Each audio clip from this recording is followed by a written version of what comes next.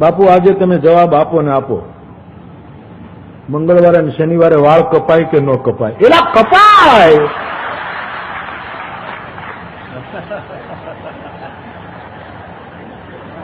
આવી નાની નાની બાબતમાં શું ડરો છો યાર? મંગળવારે અને શનિવારે આપો કે એવું ઠીક છે, હશે કાંઈક એના કારણ, પણ એ બધી આઉટ ઓફ ડેટ વસ્તુ થઈ ગઈ છે. બધી એની ડેટો બધી એક્સપાયર થઈ ગઈ સાહેબ. હવે ફેંકી દો. શનિવાર પછી બીજે દિવસે રવિવાર, શનિવારે તો કરાય, મંગળવારે એમાં કોઈ વાંધો નથી. પણ તમને પછી મનમાં બીક હોય તો ન કરાવવું, એમાં પૂછ શું કરો છો? આ તો તમારા મનની વાત છે. બાકી મને પૂછું તો મારો જવાબ આ છે, પણ હું તમારી શ્રદ્ધા ઉપર કાંઈ પ્રહાર નથી કરવાનો.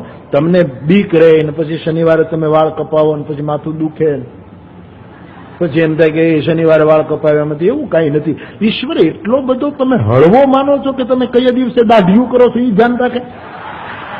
હા, એ એટલો સામાન છે કે તમારી દાઢીઓમાં હાથ નાખે કે આણે શનિવારે દાઢી કરી? હે જોઈ લઈશ હવે આણે મંગળવારે દાઢી તોડી નાખો તારો. ઈશ્વર આવો આક્રમક, ઈશ્વર જેવો કૃપાનું કોઈ નથી સાહેબ. તમે એને શું શૈતાન છે ઈશ્વર? આ ઈસાઈ ધર્મોમાં અને અમુક ધર્મોમાં એક શૈતાનનું પાત્ર ઉભું કરવામાં આવ્યું. ઈશ્વર શૈતાન નથી, ઈશ્વર કૃપાલુ છે, પરમ કૃપાલુ છે, પરમ ઉદાર છે. શનિવારે થાય ને રવિવારે થાય ને એવું કઈ. અને આનાથી બધાથી બચવું હોય તો વધારો ને દાઢી મૂછ એટલે ઉપાધિ. કે દિવસે કપાવવું કે દિવસે કાંઈ માથે દાઢી મૂછ વધારો ને બસ. અને ફાયદા કેટલા?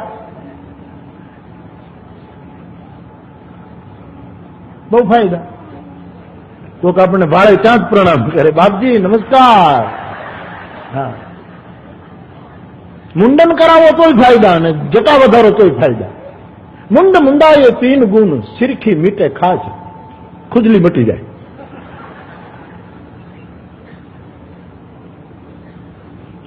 ખાને કો લડ્ડુ મિલે ને લોક કહે મહારાજ. ખાવામાં લાડવા મળે, બાકી આવી નાની નાની વસ્તુ છે બાપ. છતાં તમારી શ્રદ્ધા હોય એ રીતે. પણ ધર્મને તમે ડરીને નહીં પાળો. ધર્મ પાળવાથી માનવ અભય થવો જોઈએ. લોકો ભણેલા ગણેલા કેટલા ભીરુ લોકો, નવી ગાડી લઈ જાય, નવી, એમાં મરચા ટટકા. એના મરચા મોરારી બાપુના ભજીયા માટે હોવા જોઈએ. એને કઈ મોટરમાં લટકાવવા માટે મરચાઓ? તમે મરચાનું તમે શું કામ એને સ્થાન ભ્રષ્ટ કરો છો? મરચાઓ રાજી નહીં થાય. એક તો બિચારા